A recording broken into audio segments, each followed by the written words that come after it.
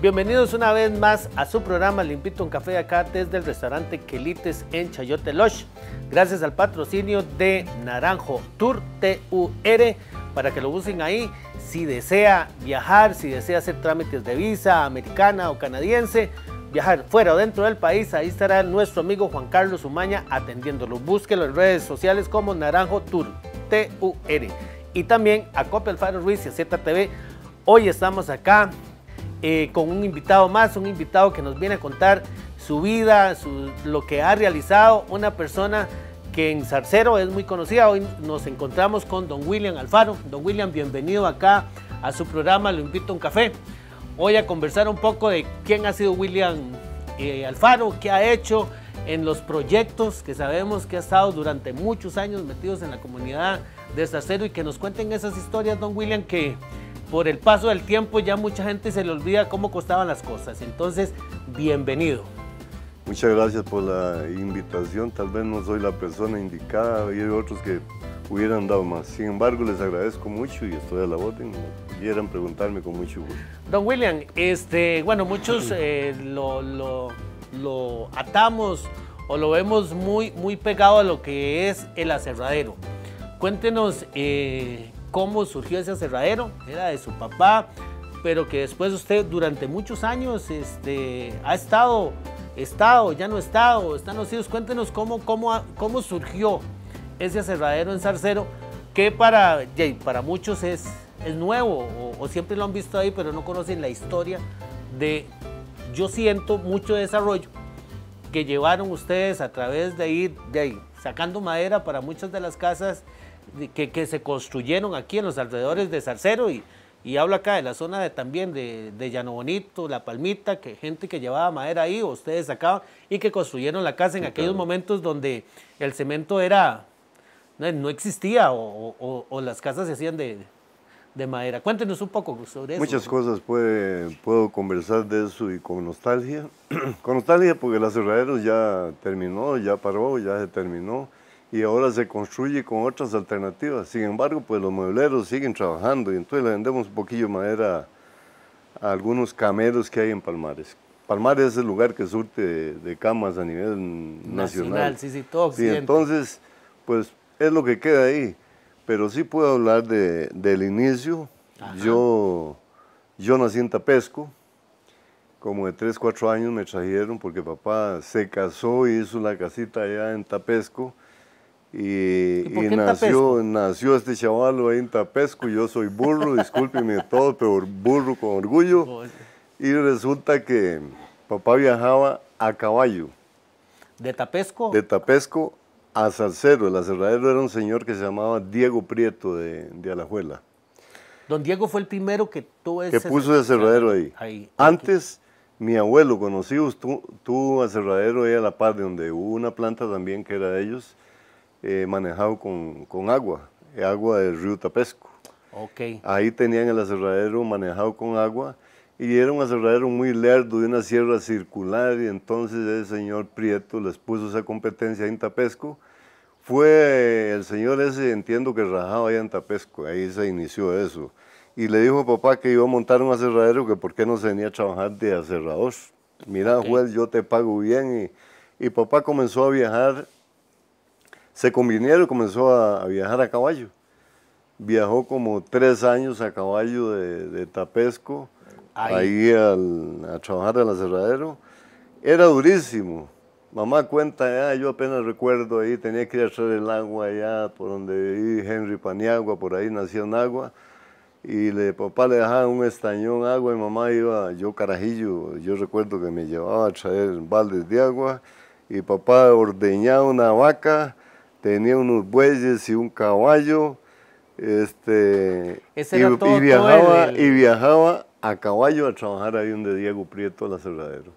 Un día tanto, don Diego le dijo, mira, Joel, ¿cómo vas a viajar ese trabajo durísimo? ¿Por qué no me compras, vendés ese pedacillo allá y yo te vendo la 4ª parte?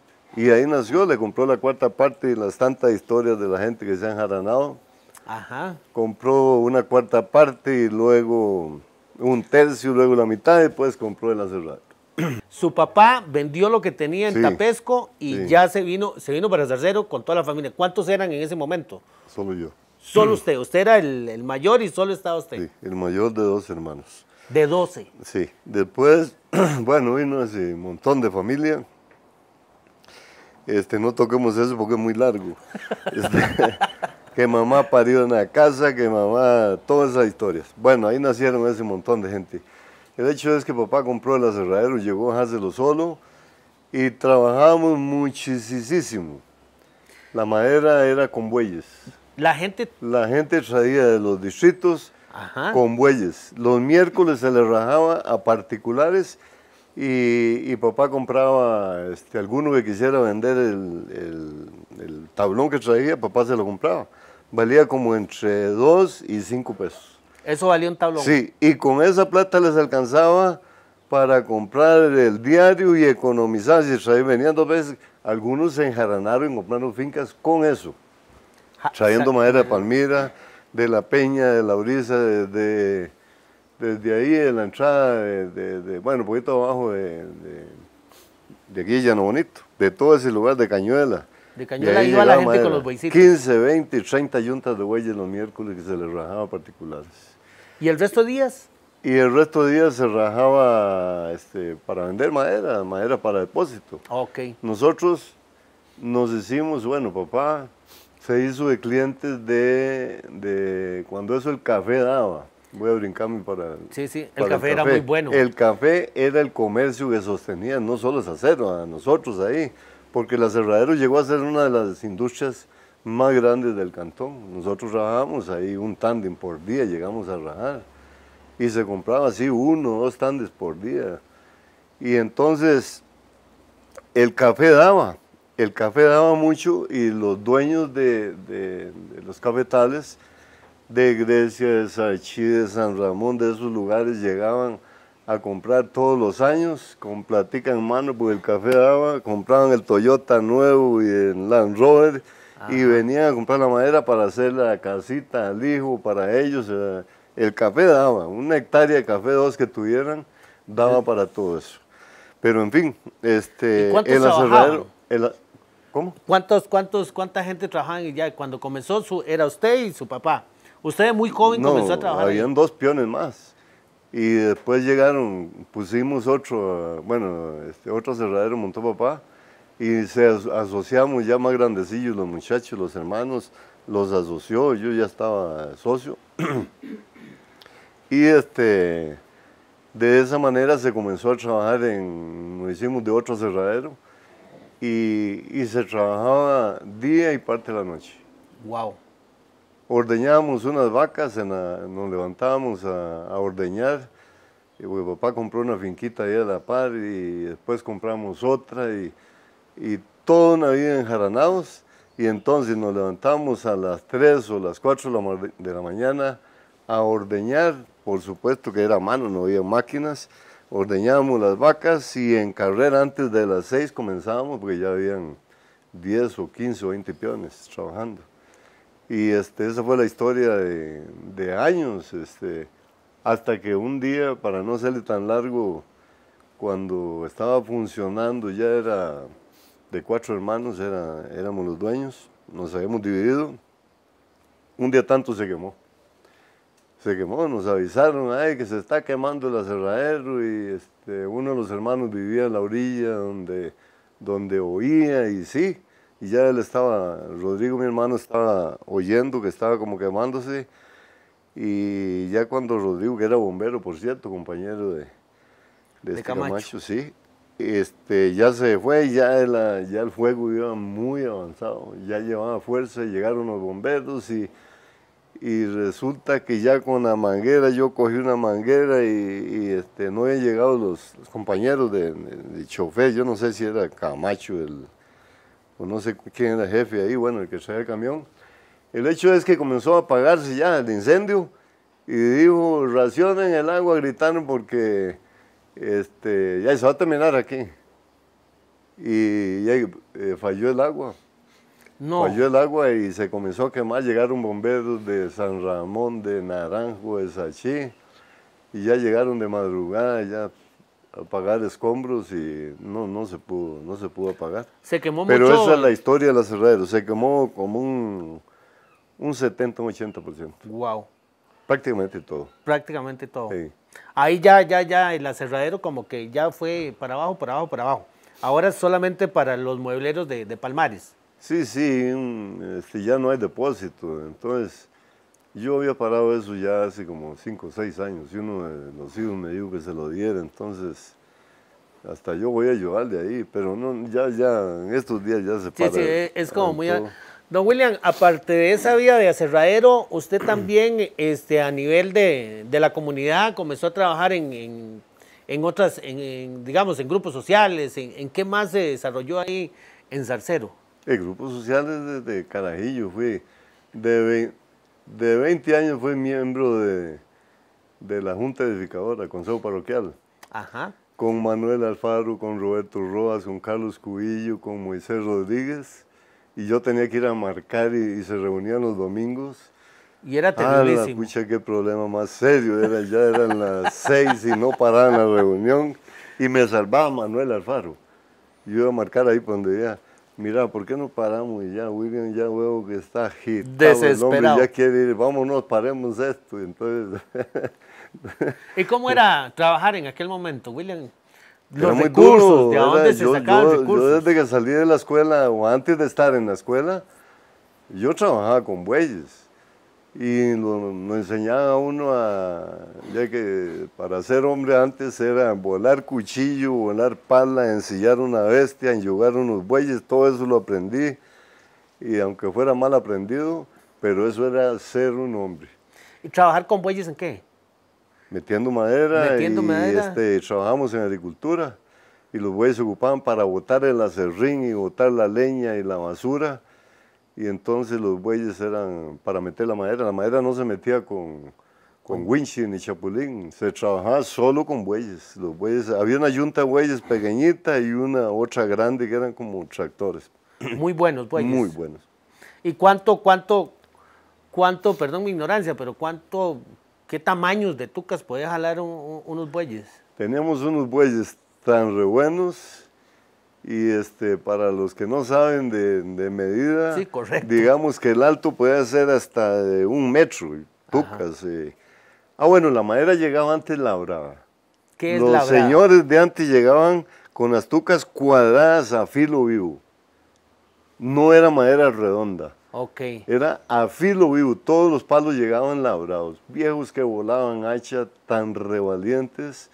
Dios guarde a esa gente que sacaba toda la madera hacha y les hubiera llegado motosierras como eran de vanidad. Se habían bailado todo Centroamérica. Sí, porque era a pura hacha. A pura hacha, labraban los palos. Y había gente famosa para eso. Chalazo en valenciano. Ajá, de Laguna. Sí, joven, muy joven. Lo llamaban porque tal vez traían unos palos redondos para labrar ahí en un aserradero. Y ese hombre era especialista, labraba aquello que era filo vivo, era una especialidad lo que decía Chalazo, y no solo ese, muchísimos, y en toda parte.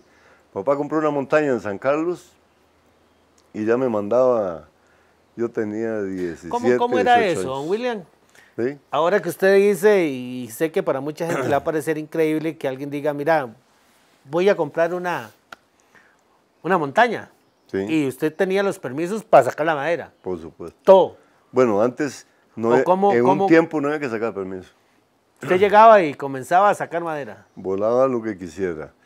Y después llegó una limitación, gracias a Dios a eso. Bueno, entonces limitaron, donde hay nacientes o un río o cosas así, no se podía, dichosamente, no se podía voltear. Y de esa manera, pues, logró recuperarse, porque tiempos más atrás, algunos lugares, por decir algo, San Carlos, Sí, se deforestó todo. Antes de llegar a Santa Rosa, o de Santa Rosa a Los Chiles, de ahí no sacaron ni un palo. O sacaron lo más liviano, lo más bueno, cedro, caoba, o yo no sé, pero lo que es almenro, y Sí, las maderas más duras. bueno, maderas duras y pesadas, Eso se quedó y le mandaron fosforazo y se sembraba frijoles y maíz y eso se quemó. Eso no lo sacaron. Perdió.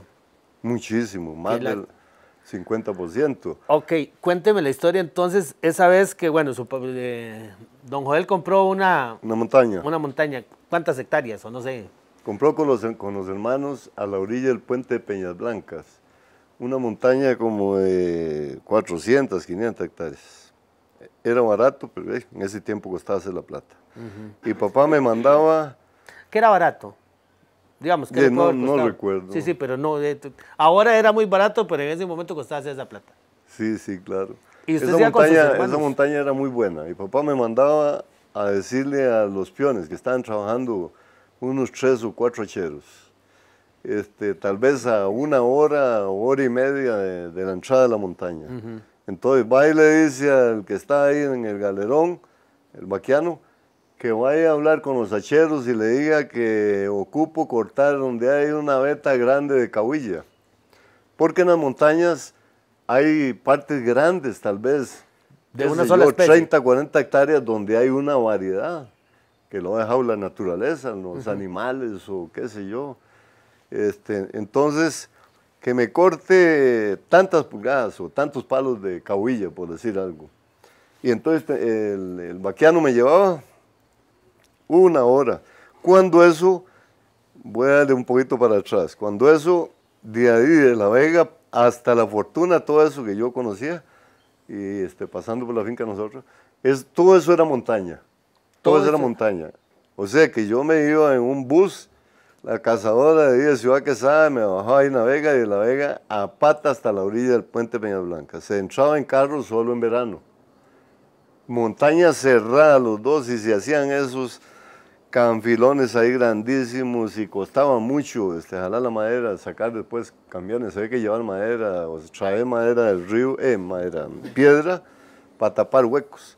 Pero volviendo atrás con el asunto de la montaña, cuando me mandaba allá a decirle a los peones, a los hacheros, y entonces iba el vaquiano y ya de cierto tiempo en adelante él calculaba dónde están trabajando y ya se oía el hacha, se oían las hachas.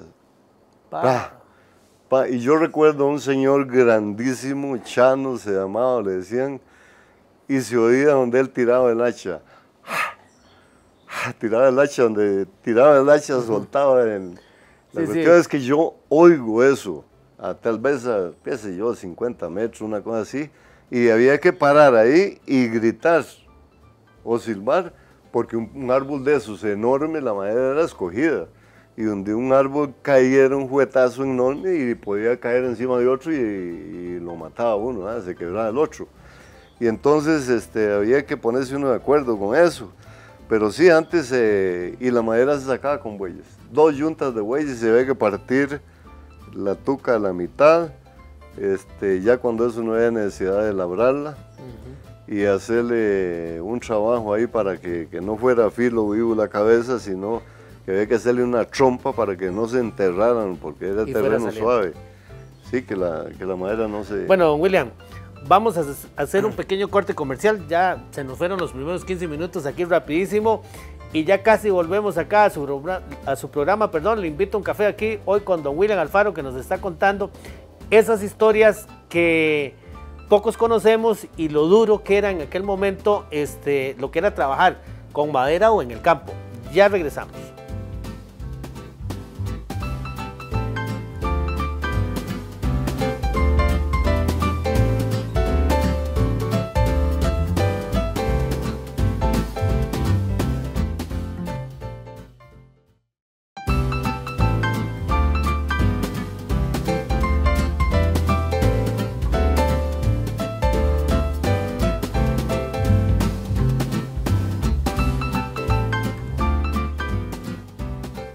Regresamos a su programa, lo invito a un café acá desde el restaurante Quelites en Chayote Lodge, gracias al patrocinio de Copa Alfaro Ruiz, ZTV y Naranjo Tour. Don William, estábamos aquí hablando en esa historia tan bonita que nos estabas contando, de cómo había montaña ahí desde La Vega a ambos lados hacia La Fortuna y cómo era sacar madera cuando uno compraba una montaña, que ahora parece increíble que uno pueda ir a comprar una montaña. Ya ahí se seleccionaba, digamos, ciertos árboles y se dejaba un poco. Eso después que se cortaba y se dejaba para fincas, se metía ganado. ¿Cómo funcionaba? Muchísimas fincas, tal vez, no sé si me voy a embarcar por decir, más del 50%, el 50% de las montañas, algunos la volaban todo, sacaban toda la madera y le volaban fuego y de ahí hacían fincas. Primero un frijolar o maíz y echaban pasto y así nacieron todas las fincas. Si le digo que ahí de La Vega, yo que voy a cumplir 78 años, conocí de La Vega para adentro de montaña a los dos lados, cuando tenía 17 años. Y la mayoría de madera se perdía, o sea, se dejaba ahí, se quemaba. Alguna parte se quemó. Porque, ¿qué buscaba? Ahora sí es una pregunta, digamos. Ahora uno sabe que hay maderas muy finas o preciosas en este momento, o maderas duras, digamos, que era muy pesado. Yo no me imagino con hacha estar usted con un cortés o algo así, dándole hacha, seguro usted, esa pobre gente, no sé cuántos árboles podían cortar por día, o cómo funcionaba eso. O se pagaba por árbol o por día a los peones. Por pulgada o por árbol o como fuera, o por hora, pero el almendro un tiempo que no se rajaba. El almendro y el corteza y otros no se rajaban. No habían las sierras apropiadas, no habían sierras de cinta calzadas. Wow. Con una cosa, un material que se llama tusteno. Y ese material muy bueno para que aguantara el filo. Y en un tiempo, como le digo, en algunos lugares, en San Carlos, eso se quedó botado, no lo sacaron. Y en otras partes sí. Donde había más, hay lugares donde había más almendro, más corteza. Ahí en ese lado donde bueno, por lo menos donde el poquillo donde se mareamos nosotros, ahí era más que todo cahuilla y otros ahí. Almendro, papayo, botarrama, hay tantas variedades de madera. Y en esas montañas las variedades nacen porque los pájaros son los encargados de llevar la semilla a los animales. Ir dispersando. Y entonces hay burras de montaña enormes de solo cahuilla o de solo almendro papayo, o solo botarrama, o etcétera, etcétera. Y entonces 1 hectárea, por decir algo, compraba una persona, tenía 100 hectáreas o 500 o no sé cuántas, y hablemos de una finca de 100 hectáreas. Una finca de 100 hectáreas, una finca que sea buena, de madera en ese tiempo o ahora que sea, siendo madera virgen de bosque primario, una que tenga de 6 árboles en adelante, 8 árboles en adelante, ya es buena. Por hectárea. Por hectárea, una proporción. Porque hay, usted camina a veces 10 hectáreas y hay 1 o 2 palos. Y llega a 1 hectárea donde hay 30 palos. Entonces, proporcionalmente, para mí, hay gente que sabe mucho más que yo, por supuesto. No, pero pero más o menos un promedio de 8 palos, era 8 palos por hectárea, es muy bueno. Es muy bueno. Y en aquel entonces, todo el proceso de sacar un árbol, traerlo acá y venderlo, ¿cuánto le hacía a usted, digamos? Bueno, había que hacerle los números. Sí, pero así como... Había que hacer los números al costo y al precio que esté en el mercado. Después de sacarlo de los bueyes, ya ahora sí se traían en camiones para acá. Había gente encargada de... Va a un patio de madera y se espera el verano que pueda entrar el camión. Ok. Sí. Y tiene su costo. Hay mucha gente que vivía, cuando eso, muchísima gente vivía del negocio de la madera, a nivel nacional. La madera era una manera de vivir en Costa Rica, igual que el café. La madera daba para los dueños de, ya después de cuando dejamos los bueyes, el hacha a un lado, para los dueños de las agencias de motosierras, las agencias de carros, de bajo, de esquís, de tractores, de todo eso, y podían salir por día que pasaran por el pueblo de nosotros, aquí en Salcero, por día pasaban 20, 30, 100 camiones con madera. Camioneros. Camioneros, ustedes no sé si ustedes recuerdan eso. Sí, todavía yo creo que... Cualquier cantidad. Bueno, Luis es más viejo que yo, pero... Sí, y entonces se parqueaban los camiones en algunos lugares. Lo que y se veían ahí. Sí. En Salcero habían camioneros, me imagino, había gente que muchos, jalaba. muchos. ¿Quiénes que usted recuerda? En Salcero, ya le voy a decir, el finado Adrián Alfaro, que acaba de morirse, mi amigo, mi primo Adrián, que lo quería como un hermano, nos llevamos muy bien. Adrián hizo fincas, ¿verdad? Y sacó madera. Y sí, él vivía en la montaña. Adrián duraba a veces 15, 22 días metido en la montaña. Y le daba madera a muchos nuevos y viejos que tenían. Los viejos se compraban un tractorrillo y se metían a la montaña.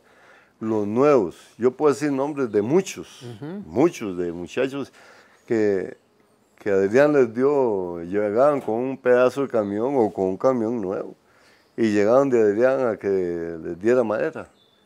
Entonces, y no solo Adrián, cientos de gente que trabajaba así, sacaba madera de la montaña y traía allá. La cuestión es que Adrián le dio mucho trabajo a muchos aquí en Salcero. Yo puedo decir nombres de muchos: Luis Ángel Alfaro, Egidio Alfaro, Juancho Rodríguez, Pipa Rodríguez, ya me olvidó el nombre, pues yo no sé cuántos. Tenían su camión y sacaban la madera que Adrián sacaba. les daba y traían el viacito madera y lo vendían ahí en San Carlos o lo traían aquí a la aserradera de nosotros.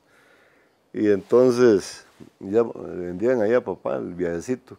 Un tiempo que eran solo camiones, no habían tándem. Después llegaron los tándem y después llegaron las chingas. Sí, que era más grande. Más.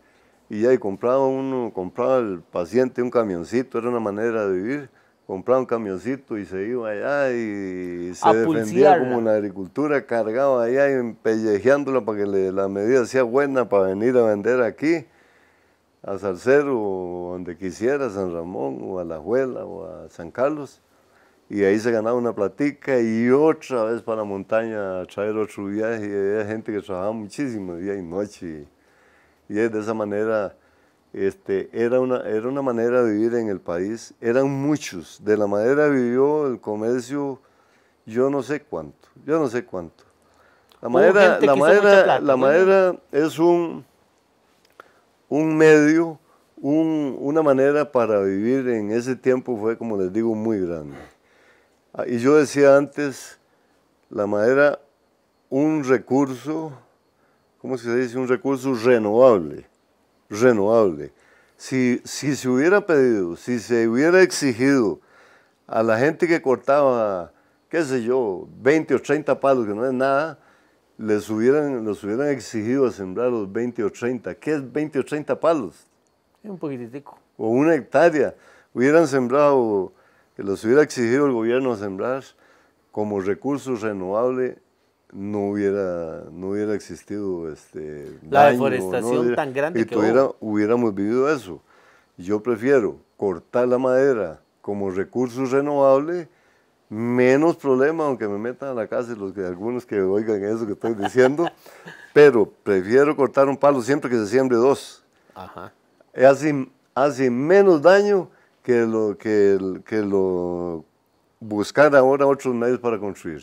Llámese hierro, llámese cemento, la arena asbesto, o la piedra, por el desastre que se hace en los ríos o lo que sea. Menos daño es cortando la madera siempre que se siembre otro tanto. Pero eso nunca se hizo, nunca lo exigió. Entonces la gente se iba a casar el hijo, el otro, voy a vender unos palos para hacerse una platica, pero no se usó como recurso renovable. Era facilitico sembrar otra vez y más bien hubiéramos reforestado en el mundo. Sí, no sé más bien, William, tocando ese tema, más bien en zonas como Zarceros se comenzó a sembrar ciprés, que no era ni una empresa. Este servidor. ¿Usted sembró ciprés? Este servidor ya les voy a contar. Cuénteme voy a rajar un esa historia. poquitico con el ciprés de Zarcero. ¿Cómo surgió? Hace 45 años, 45, 50, más o menos. Dice papá, vamos a dejar ahí 1 hectárea para reforestar ciprés.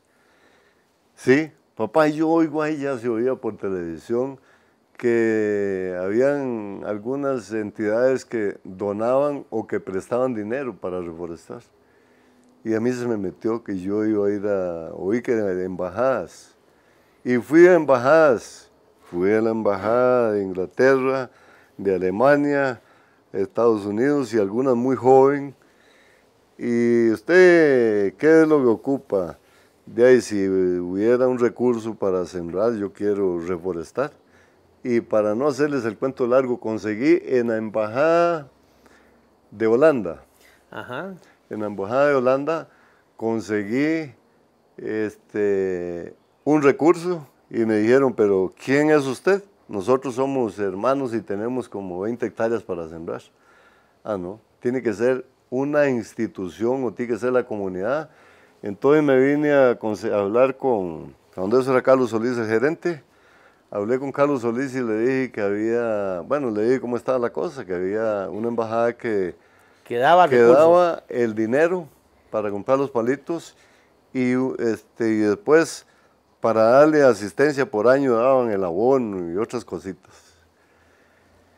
Y era con fines maderables, Por eso en Zarcero se ha cortado el ciprés, porque en Zarcero se sembró 400 hectáreas que consiguió este individuo ayudado por la Cooperativa de Agricultores y por Elías Badilla, que era el ingeniero de San Ramón, de parte del gobierno, ya se me olvidó la institución.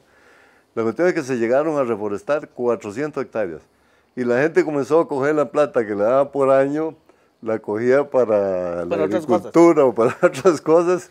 Entonces se enojaron ahí en la cooperativa a ver que cogían la plata para otro y que no le daban asistencia a la siembra de ciprés. Pero era para sembrarlo todos a cero. Bueno, ya las 400 hectáreas ya se cortaron, ya algunos para vender, otros para hacer casita o para lo que fuera, pero más o menos ya queda muy poco, ya quedan, tal vez de las 400 hectáreas pueden quedar 30 hectáreas tal vez, o 40 hectáreas quedan de ciprés. De ciprés. Solo fue ciprés, o sea, era nada más era para sembrar. Lamentablemente yo no tuve, estaba muy joven y no tenía entendimiento, idea de que se podían sembrar variedades nativas, pensando en darle comida a los pájaros, a los animales, etcétera, etcétera. Y entonces pensé en sembrar ciprés, que era muy fácil, y eso me dijeron, que como era para comercial, fines maderables, entonces... Y a usted le funcionaba porque tenía el aserradero. No es que el ciprés sea malo, pues claro que sí, pues da fuente de vida, aire, trabajamos para el planeta, pero hubiéramos sembrado otras variedades, qué lástima, hubiéramos cooperado más con la parte esa que le digo. Pero William, viene otra parte suya también, que es donde ya comienza como esa conciencia de conservar, que comienza usted con lo que es afamar en algún momento. ¿Cómo se da esa parte o ese grupo o esa necesidad de ahora sí comenzar a conservar lo que existe nativo y a ver cómo se va haciendo más grande? Bueno, algunos señores de hace muchos años, en Cuenta Papá y muchos más, se dieron cuenta que es necesario ayudarle al planeta sembrando un poquitico más de árboles. De esa manera estamos trabajando para producir agua y para el aire. CO2. Bueno, papá dejó alguna parte y un día nos dijo que por qué no buscar recursos para sembrar un poco más en las partes altas donde nacía el agua. Entonces Rodrigo fue y habló con algunas personas y estuvo intentando, pero no consiguió recursos. Y así otros señores antes que Afamar lo intentaron, pero no pudieron conseguir recursos. Y un día don Rogelio Rodríguez, Hernán Blanco, llegaron a él a Aserradero. William, ¿es cierto que usted? Sí, yo había intentado y yo sembré una parte aquí con recursos de una embajada. Pues ahí nació la idea de don Rogelio y Hernán y yo no sé si otros, bueno, otros después. Sí, pero eso surgió ahí en el Aserradero. Ahí llegó Rogelio y Hernán. Sí. A preguntarle de dónde había agarrado los recursos cuando se ha sembrado ciprés. Y que iniciáramos con agentes aceros, hacemos actividades y comenzamos haciendo unas rifillas. Unas rifas y una subastilla, una ternera, y nos reuníamos en el carro, ni tenemos todavía donde reunirnos. Nos reunimos ahí un día en la Cruz Roja, otro día allá, otro día en una casa. ¿Todavía siguen activos? Todavía estamos activos. Y y así teníamos nos hicimos así recogiendo platillas, así haciendo rifas y cosas, teníamos como 1 millón. Y nosotros teníamos una finquita ahí, la que era Fernando Valenciano en Llano Bonito. Y yo saqué un agua ahí con Ovidio Salas y Barrantes y otros, y me di cuenta que en ese cañón ahí, del Espino para arriba, donde nace el río San Carlos, en la cuenca del río San Carlos, es una bendición de Dios ahí, donde salen cañerías y chorros de agua enormes, y de ahí saca el agua para el Cantarranas y otros ahí, la municipalidad. Y entonces me puse a pensar, ahora que dice don Rogelio y Hernán ahí hay una parte que se mete el ganado, ¿por qué no comprar ahí ese pedacito de montaña y un poquitico más que era de Abarca, que se fue a vivir ahí por la Peña, ahí por abajo del panteón ¿cómo se llama? Que vivió ahí en Llano Bonito. Ajá, Manrique, ¿no? Abarca. Ahí. Sí, Abarca. Sí, bueno, ese muchacho tenía una finquita ahí. Abarca. Sí, y ahí cogía el agua Salcero. Y entonces fuimos a conversar, para no hacerles tan largo, fuimos a conversar con este muchacho y le compramos 4 hectáreas, con tal de hacer una cerca, una parte más de potrero a los 2 lados, y le hicimos cerca y para tapar ahí donde coge el agua la municipalidad y había otro tubo para el colegio. Para el colegio. ¿Y los...? Le compramos eso y fuimos a hacer la escritura y resulta que la escritura ya estaba Javier se ha integrado y otros más. Y la escritura no se podía hacer a nombre de Afamar porque no está inscrita. Y entonces esa escritura quedó a nombre, la primera finca quedó a nombre de la municipalidad. Tuvimos que hacerlo a nombre de la municipalidad. Nosotros la pagamos y lo vimos y quedó a nombre de la municipalidad. Todavía está a nombre de la municipalidad. Bueno, la municipalidad, por cierto, ninguno hay. Sí. Ahí, yo les he dicho que vayan para que conozcan eso, para entregarlo.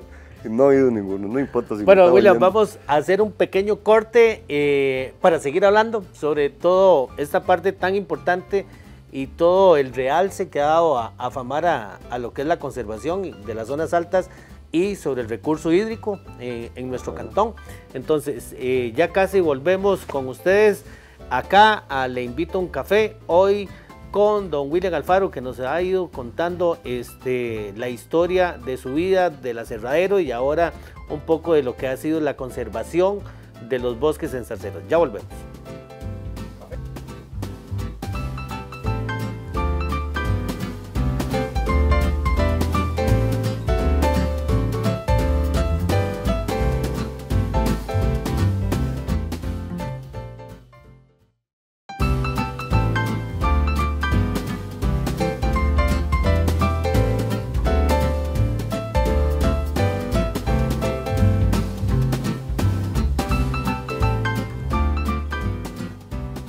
Regresamos a su programa Le Invito a un Café, acá desde el restaurante Quelites en Chayote Lodge, gracias al patrocinio de Copia Alfaro Ruiz, ZTV y Naranjo Tour, Naranjo TUR.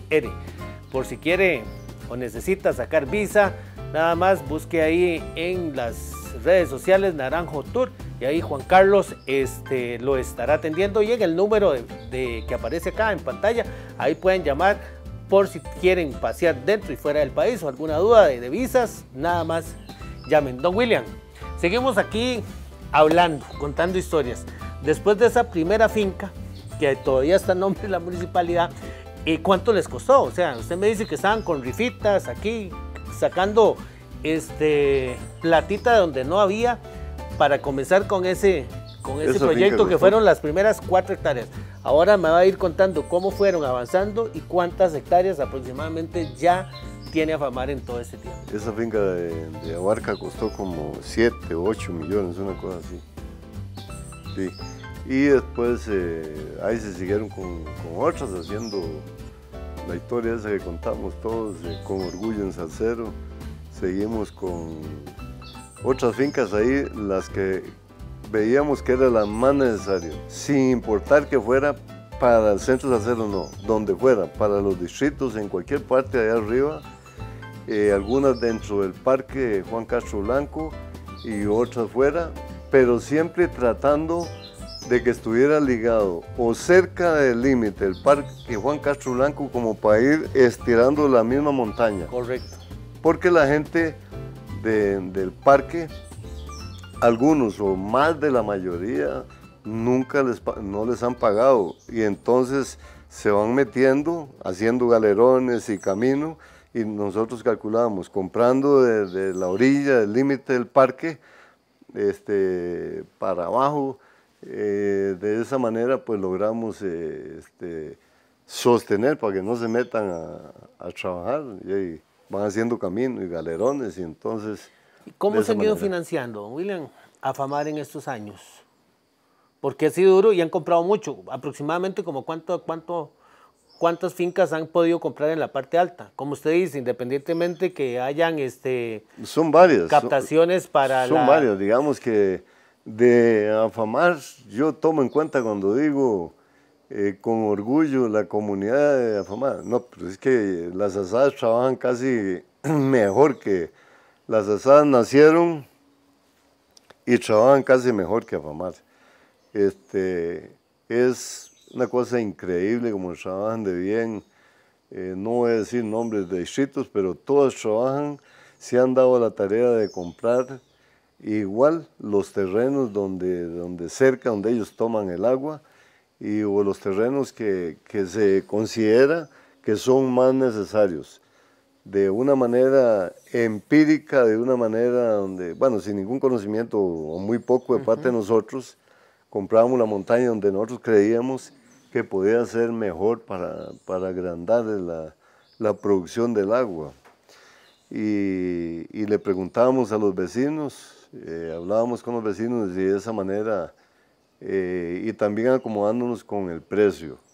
Okay. Con el precio, y si nos cobraban ahí una finca de montaña, pero tenía una parte limpia, y la finca ya se cobra tamaño y poco más, porque el terreno ya no es solo montaña. Más. Sí, a nosotros nos interesaba pues que fuera un charral, o que fuera un poco quebrado, o que no tuviera un buen acceso. El dueño pues sí está dispuesto a venderla de esa manera, pero es muy caro, ya las fincas allá arriba, ahí donde han comprado las asadas y Afamar, más o menos era lo más apropiado. Hay que comprar terrenos más. Ojalá se siga pensando con esa mentalidad. Yo oigo a los jóvenes hablando de eso.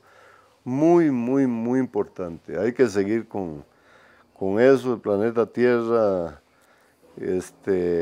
uno dice, es muy grande, pero la urbanización, la gente...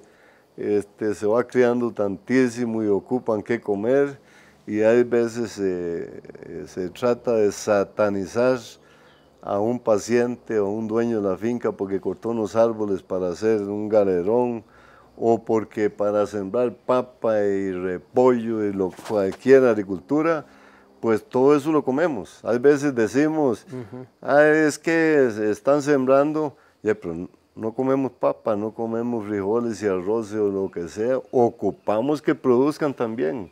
Todo debe ir de la mano, llevar un balance y no se puede satanizar, hay veces, como digo yo, a un pobrecito agricultor que ya se le hace chiquitica la finca, que ya los hijos se criaron y ocupan producir más, y entonces se apegan ahí 2 o 3 palos a la orilla de la montaña, Sí, y todo tiene que ir de la mano. Don William, se me olvidaba darle el cafecito, que estábamos aquí hablando, ahí tiene un cafecito. Muchas gracias. Y también, don William, durante todo este proceso, ¿cómo Copialfaro Ruiz los ha ido apoyando también? La comunidad increíble. Hay instituciones aquí que nos llaman. Y es que yo puedo decir algunos, pero peco porque puedo dejar por fuera algunos.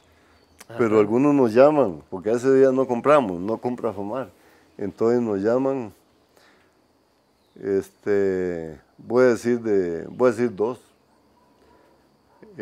Los hermanos Marín.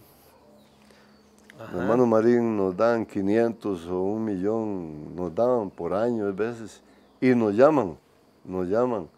¿Y ahí qué pasó? Que no volvieron a comprar. ¿Qué pasó que no volvieron a comprar? Así algunos. Mire, ¿y ahí qué pasó que no volvieron a comprar ustedes? Aquí tenemos 300 que vamos dejando aquí en una alcancía para darles a ustedes, para que compren más. Llámese la panadería, llámese Don León Rojas, y perdónenme los que se me olvidó, pero muchos que nos daban, que no había necesidad de exigir mucho. Entonces cuando hacíamos las subastas o las actividades para solicitar, vamos a comprar tal finca, ya pasaban, andábamos pidiendo, y la gente se contentaba porque ya ocupan del agua, y ya la gente como muy consciente. Y entonces, ya no volvimos, y todavía nos dicen. ¿Hay proyectos? ¿Qué pasó que en Afamar no volvieron a...? Pero ya las asadas trabajan en los distritos ahora en eso. Siempre ahora tenemos en mente enjaranarnos con otro. Sí, están en mente. ¿Qué le podemos decir a las comunidades del cantón? Porque no solo Zarcero, ¿verdad? Afamar no es una...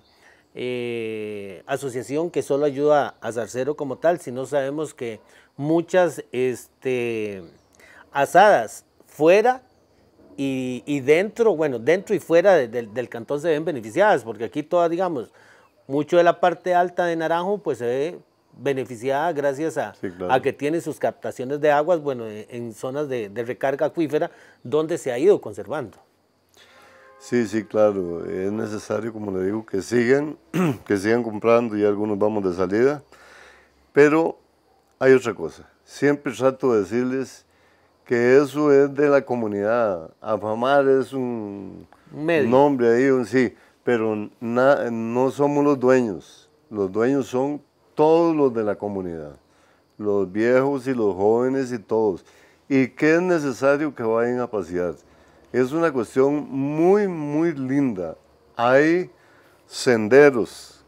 Aquí estoy a la par de don Luis Quesada, que conoce, y hay senderos lindísimos, puentes, y en algunos lugares se llega, no hay necesidad ni de doble tracción. Algunos casi en automóvil se llega, y entonces vayan a pasear, a comerse un gallito para que conozcan que es de toda la comunidad. Don William, si alguien quisiera ser parte de Afamar, o si alguien quisiera colaborar, ¿cómo a través de usted, a través de quién más se podrían hablar? La Junta en este momento se está integrando una nueva, son más o menos entre los mismos. Yo duré muchos años de presidente, muchos, iba a renunciar, pero no me aceptaron, gracias a Dios, porque yo me ponía a llorar. Y por suerte me dejaron de último vocal. Y ahora ya estoy de vicepresidente otra vez. Está integrada por Javier Alfaro, que era fiscal, ahora es presidente, William Alfaro, Claudio Blanco, Beto Chávez, Ulises, Germán Blanco es el fiscal, y ahora hay 2 muchachos nuevos, y en Guerrero. Ajá. Y estamos muy contentos con esos 2, y ya se ha ido integrando sangre nueva, y siempre estamos funcionando. Mañana tenemos reunión, nos reunimos los viernes, los primeros viernes, por si acaso alguno quiere venir a oír a la reunión o a presentar cualquier proyecto, cualquier idea, estamos a la orden para recibir a cualquiera. ¿Cuántas hectáreas aproximadamente ya se tienen conservadas en la parte alta? En la comunidad eso hay como, no sé, 700, 800, una cosa así, con todos los terrenitos que ha ido comprando las asadas. Es un orgullo para el cantón. Yo he ido, hay veces a reuniones antes como presidente y me invitaban a alguna reunión. Okay. De parte del ministro, qué sé yo, de una reunión con otros cantones. Iba a alguna reunión, por decir una, en la Universidad de Costa Rica, entonces, por decir de Pérez Celedón. Estamos muy contentos porque ya tenemos tantas hectáreas y ya ahora no viene el agua por la montaña, ya logramos hacer una canoa de cemento. Y yo creía, no me parecía así, tenía que ser una captación diferente. Y ya tenemos como 80 hectáreas. En una reunión, la gente de Nicoya dijo que no se vayan a enojar los nicoyanos, pero así eso lo dijo. Estamos contentos porque ya tenemos 60 hectáreas. Y me ponía yo a pensar, pero con ese montón de hectáreas de hoteles y gastos de agua, un lugar como ese, orgullosos porque tenían 60. Y yo decía, yo no puedo decir que cuando esos salseros tenía como 300, 400, yo no puedo hablar. No me va a creer o qué rajonada la mía. Y no hablé, en ese día no hablé. Representante de salsero,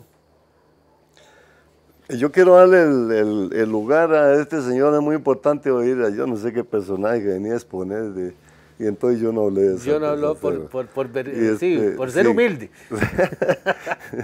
Imagínense qué calidad de rajonada, si tenemos 300, 400 era cuando eso.